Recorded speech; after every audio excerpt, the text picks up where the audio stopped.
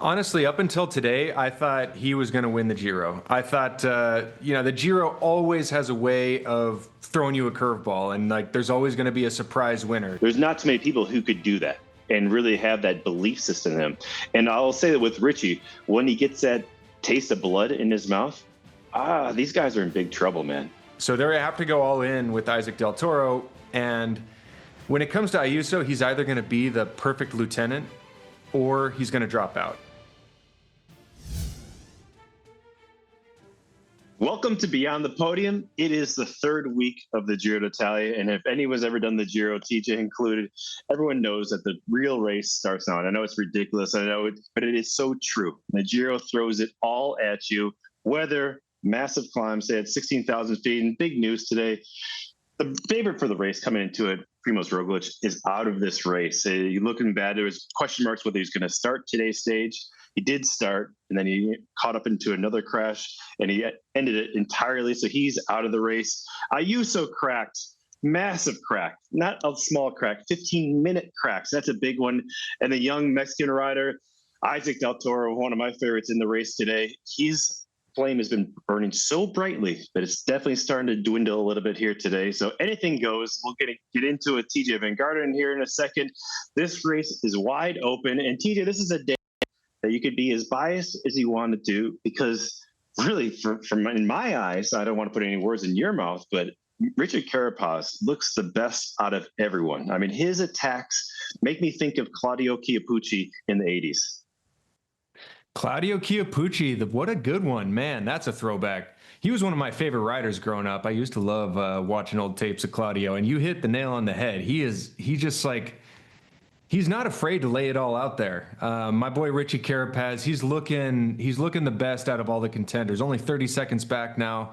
I mean, I was actually a little bit happy that he didn't take the jersey, so he can kind of borrow the team of Visma and borrow the team of UAE, because we have some massive stages coming up. So if he can kind of keep his powder dry and just like hit him hard, even on that last day to Sestriere, that'd be perfect. I mean, the only thing that matters is who has pink in Rome. But no, Richie is definitely looking like the one to beat right now. All right, so we're looking closer. Simon Yates now is 26 seconds behind Del Toro.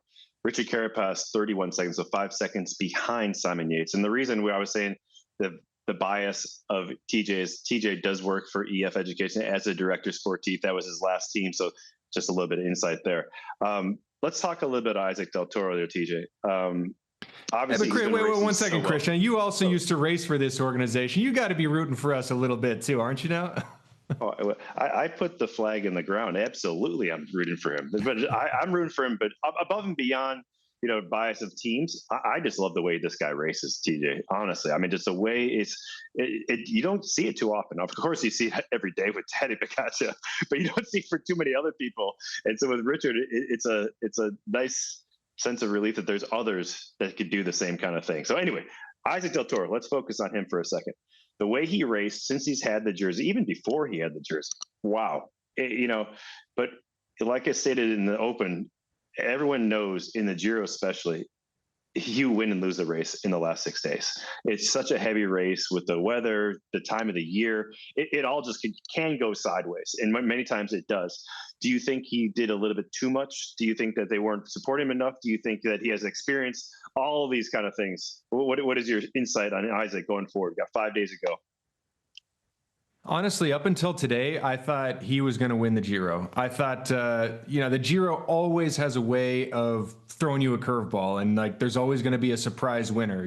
Either Ryder Hesjedal or even Richie Carapaz when he won. Mikel Landa started as the leader. Jai Hindley, Tao Geoghegan Hart. Nobody was talking about any of these guys, and I thought that Isaac Del Toro was going to be this surprise of the Giro, the guy that nobody was talking about. And he was looking on fire, so easy, covering all the moves. His team obviously looked the strongest. He always had 4 guys there with him when everyone else, maybe if they were lucky, had 1.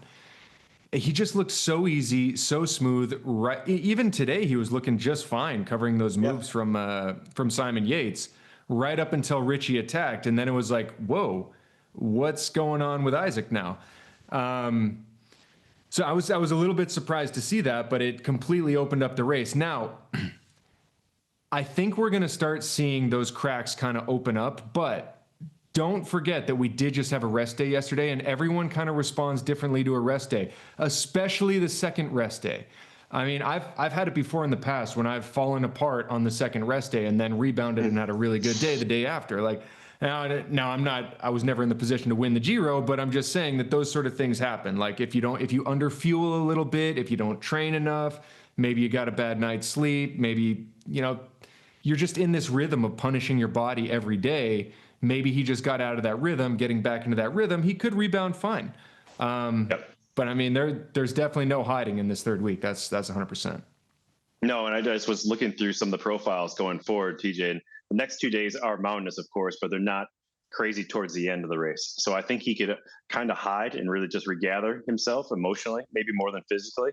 But Friday and Saturday, there's no hiding. It's either you have it or you don't. I mean, with 5,000-6,000 meters of climbing every day, I mean, come on. I mean, I looked it up for the cumulative climbing at the finish. This is only second, maybe to one other Giro, or maybe it's even the highest if you put in the last 10 days. So it's heavy, man. So funny you mentioned it. Number 2 was 2012 with Ryder when he won. So it's nasty going forward. But I agree with you.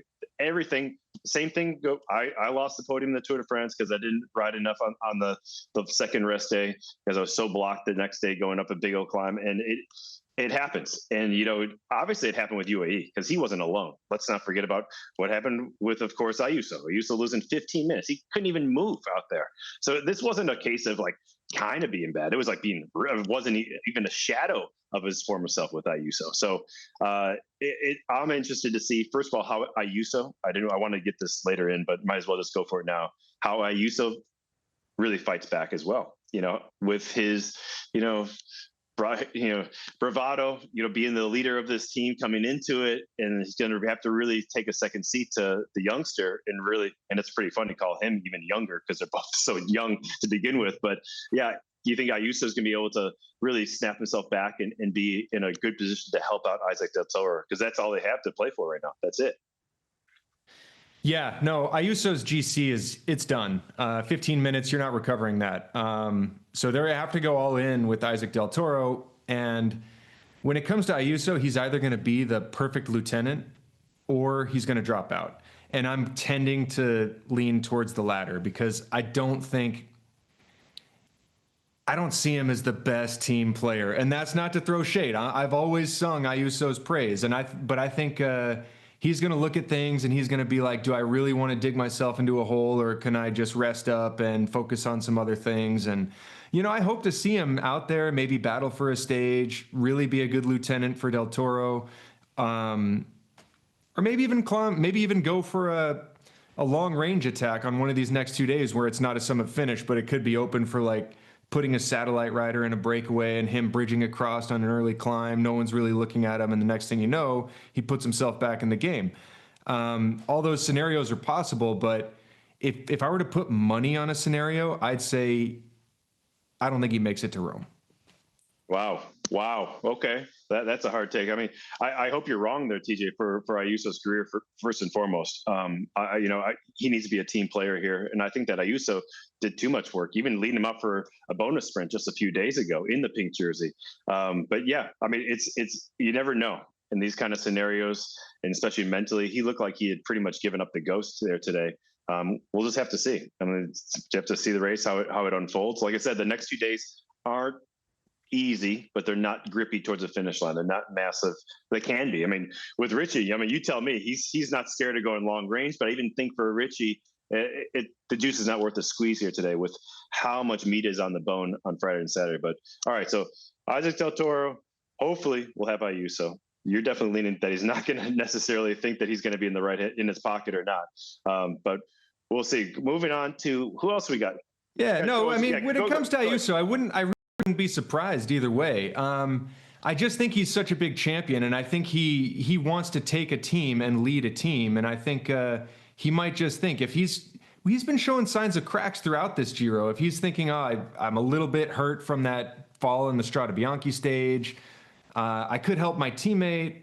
Is it really worth it? I'm not saying he's being selfish. I'm saying that he's gonna make a business decision, and he'll be like, okay, do I want to stay in and help this guy even though I'm a little bit hobbled, or do I recover and do I go for the win in the Vuelta, or try to make the Tour team and do something for Tejay, but also try to sneakily get onto the podium or win the white jersey, something like that. I think if I'm leaning towards what direction Ayuso is going to go, kind of judging on a little bit of what he's done in the past, I'm going to think like after losing 15 minutes, his ego is going to be a little rocked.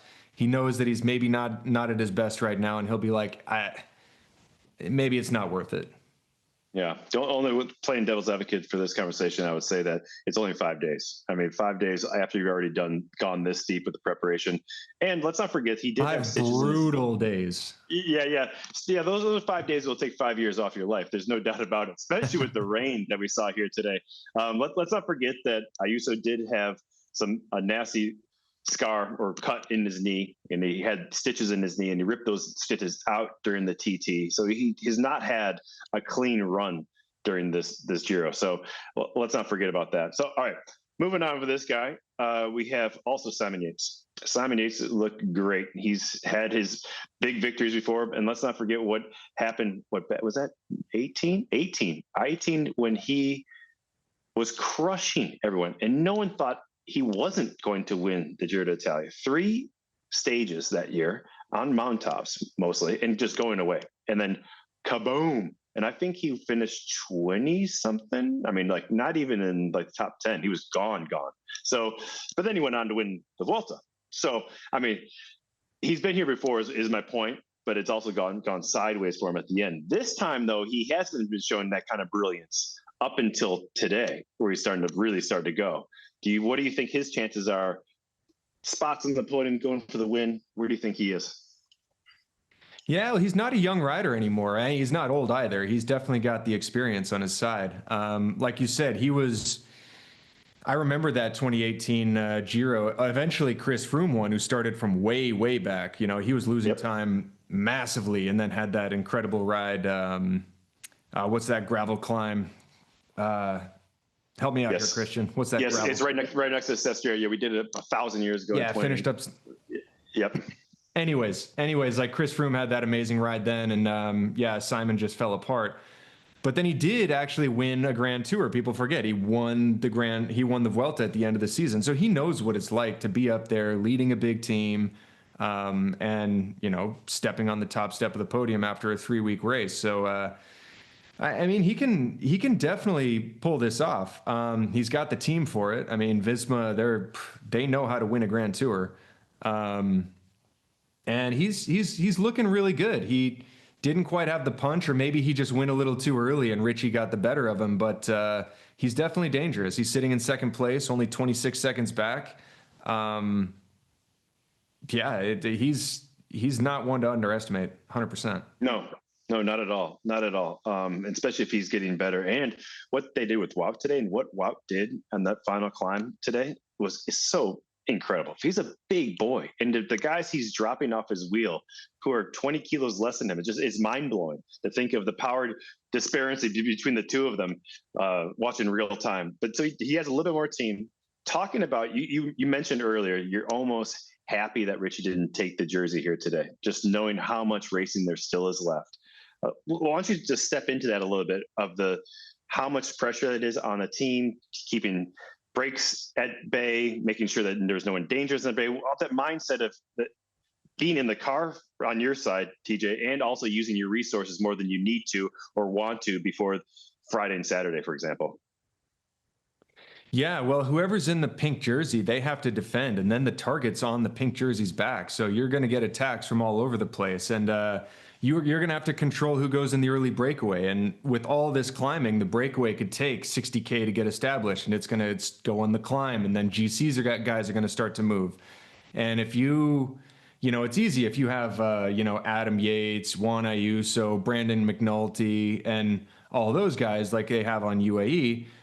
EF doesn't necessarily have that stacked of a roster. We have a great team there. Don't get me wrong. I mean, we got guys like Casper Asgreen who already won a stage. And, Mikkel Ornere is riding really strong. And we're going to have a good team. But when it comes to a pure climbing team to be able to support up those 3-4 mountain cols, we don't necessarily have those pure climbing guys. So I think it's good to stay as close as possible within striking distance and hit out on that stage to Sestriere, to where you can use your team. Like I was mentioning earlier, like put a satellite rider in the breakaway. Maybe Richie can go from long range and then link up with a teammate up the road who can pull in the valley, something like that. But to be able to just have a team to like, let's put this race on lock and key the way UAE does. Yeah. I don't think the team is built for that. So he rode great today. He put himself in a really good position. If he can kind of make sure he wears down Del Toro, like maybe take a bonus second from him, 10 more seconds. Now you're at 20 seconds. If you gap him here for another 6 seconds, but to go for that knockout punch right now, you're going to have a really strong team to support those brutal 5 days. Yeah, I'm really focused on those last 2 days for sure. But as we've seen, again, like I mentioned, Carapaz is the guy who does upset the apple cart and is not scared to attack. There isn't so many of those people out there in the peloton just because the racing's so hard. Usually, you have that fear of failure, and it's a profound fear and a legit fear because it makes no sense many times. And Richie's one of those only guys in the peloton who could do that. And you're mentioning having satellite riders go forward. Man, I was on the moto watching satellite riders pretty much every other day in the mountains last year during the Tour de France. Exactly what he's doing, going for those K1 points, and obviously eventually getting that stage win, which was incredible. But Richie did that almost every day. I mean, it's again, there's not too many people who could do that and really have that belief system in him. And I'll say that with Richie, when he gets that taste of blood in his mouth, these guys are in big trouble, man. These guys are in big trouble. When he knows that he could go and he could put them to the sword like that he did today, it's all a game of momentum, isn't it? And when you have the momentum into that third week, I think that EF has that big momentum right now. The only difference is that they are not going to let him go anywhere anymore. He's going to have to be so strong and so fast that he's going to have to just overpower them. And I think that he really did with Yates today. I don't think Yates could have gone with him if he wanted to be honest. It seemed like when I was watching the live feed today, they were kind of played up that they were marking each other out of the race, that being Isaac Del Toro and Yates. But I don't think that anyone wanted to touch that. They were going to go a little bit too close to the sun with that move. So in my mind, TJ, yeah, Derek G played it really smart. Derek G, he was just like, I'm watching this move go, and I need to stay within myself, recover a little bit. And like when he clawed back a lot of time. Like he didn't finish that far off. Like our fellow North American there holding it down in the Giro. Well, Isaac's North American too, TJ. Don't forget about that. We got 1 and 4, baby. We're not being represented here. Yeah, okay, yeah, fair enough. My bad. Little slip. So for me, I'm calling it as my favorite as of today. And again, the beauty of this Giro is it changes every day. I mean, we don't necessarily always have massive blow up stages like we had today. I don't think I thought it was going to be that when I woke up this morning. It was going to be so catastrophic of a day with people dropping out of the race entirely or losing 15 minutes. But I still think I'm going to go with Richard. I'm going to go with your boy. And I think he looks really good. I mean, it's going to be, I don't think you could really feather it too much though, TJ. I don't think you can just go and hopefully wear it on Sunday morning and get on Saturday night and hope ride it just like Ryder did. But I think he's going to have to take it when he can get it. These days, if you have the opportunity, he's got to take it with both hands, man. And then after that, I don't know. I mean, I'm hoping for Del Toro. I'm a big fan of Del Toro, and I hope that he does recover. And I hope that it was exactly what you're saying, TJ, that it was just maybe a little bit too much or too little, didn't eat the right foods, whatever that may be after the second rest day. And he's going to still be in there for the fight on Friday and Saturday. Yeah, well, either way, we're in for a treat these last few weeks because there's no better dream scenario than having 3 riders within 30 seconds. I mean, there's no, like, it's just more exciting when you're like, who is going to get pink in the end? And it's kind of anyone's game. It could be Derek G, who knows? But I mean,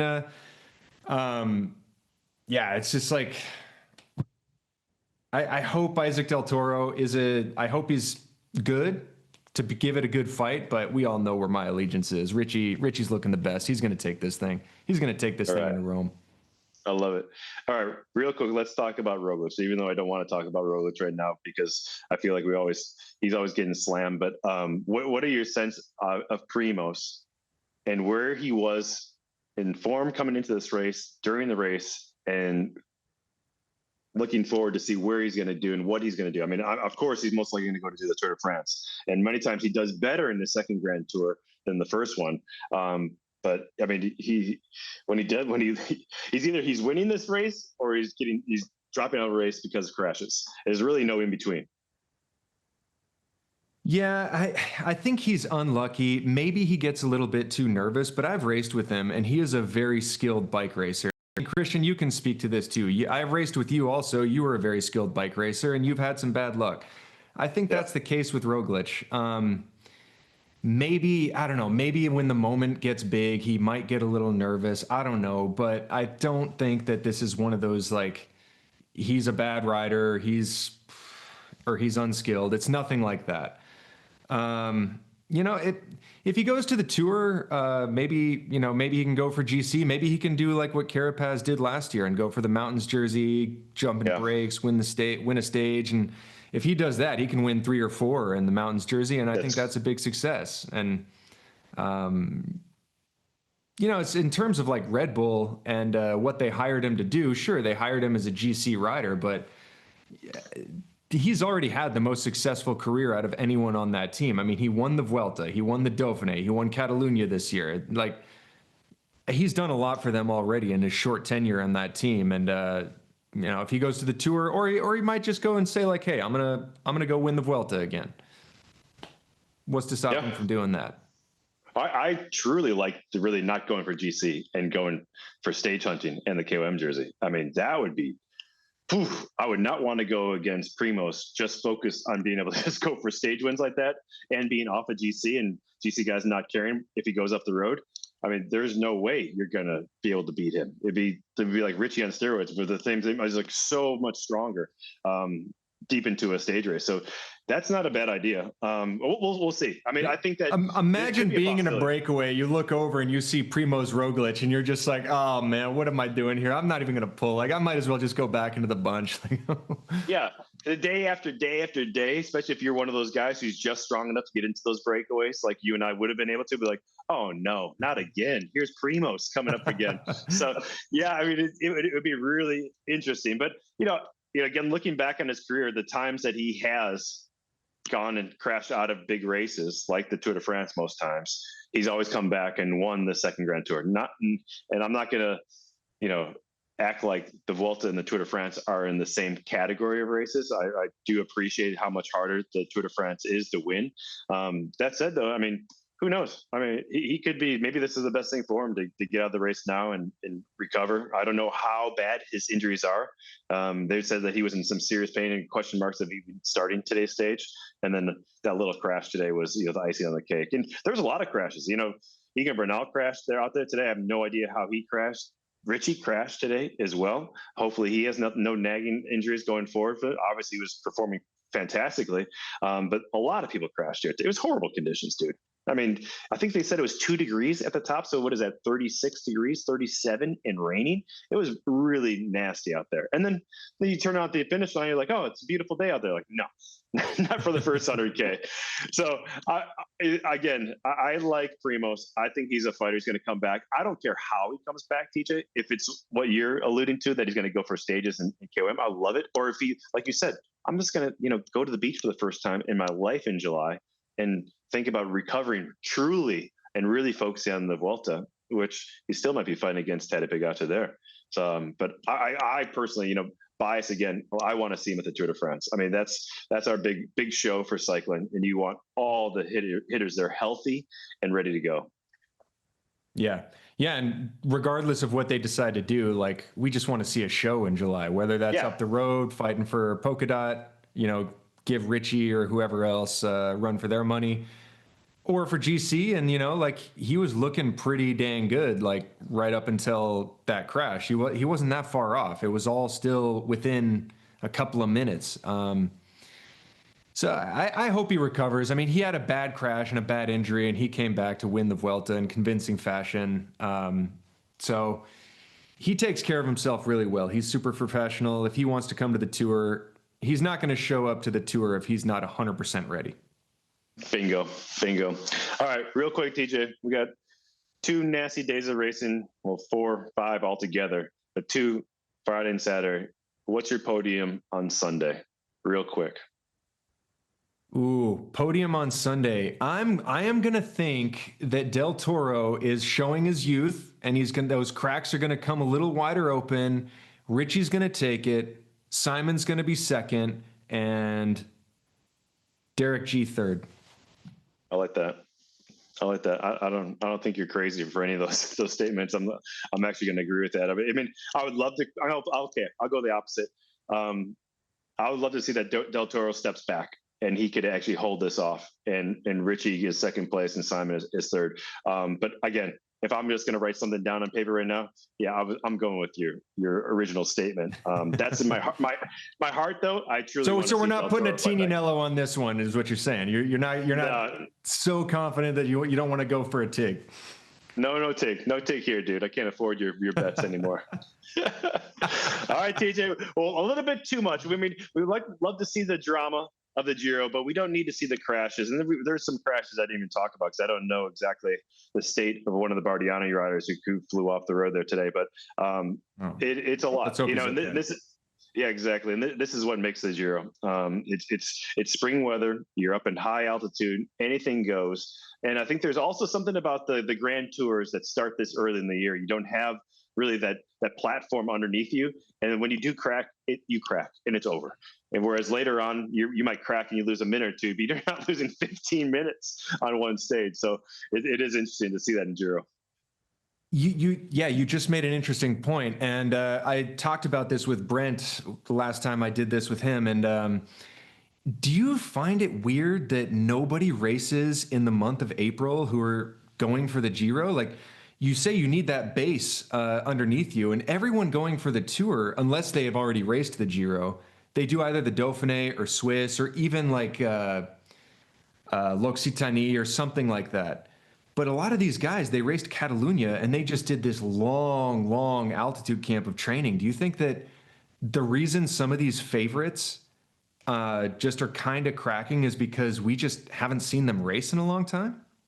Yeah, absolutely. And I always say that every year because when you're going to these races, you're taking the chance of racing in worse conditions in Romandy, like it always is, you know, or whatever that build-up race is. Whereas you go to the Dauphiné, you know, it's going to be 75, 80 degrees. Let's face it, for the most part. It might be raining a couple of days, but it's not going to be like this. So it's hard to prepare for these races. And I think that the Vuelta is obviously the easiest race to prepare for.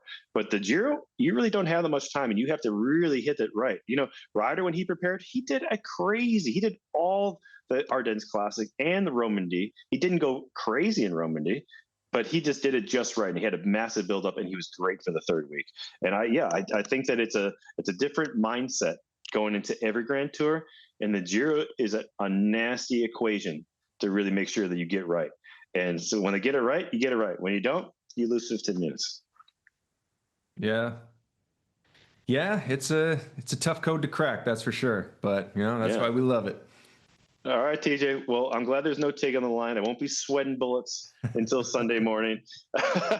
Great to see you, my dude. We're in for a fantastic race, and I think you made the one best statement you made the whole day is we just love a good race, right? I mean, we got 3 guys within 30 seconds of each other going into the last week. The Giro couldn't be any happier than what they have here, and it doesn't matter who's on the top step as long as we have a good race all the way through the week. We're laughing right now. And if it's as long as it's Richie. As long as it's Richie, it doesn't matter. Love it. All right, Bubba. Great to see you, TJ. All right. Thanks, take care, man. We'll see you later. For all your cycling content year-round, subscribe to NBC Sports YouTube page. We got it all.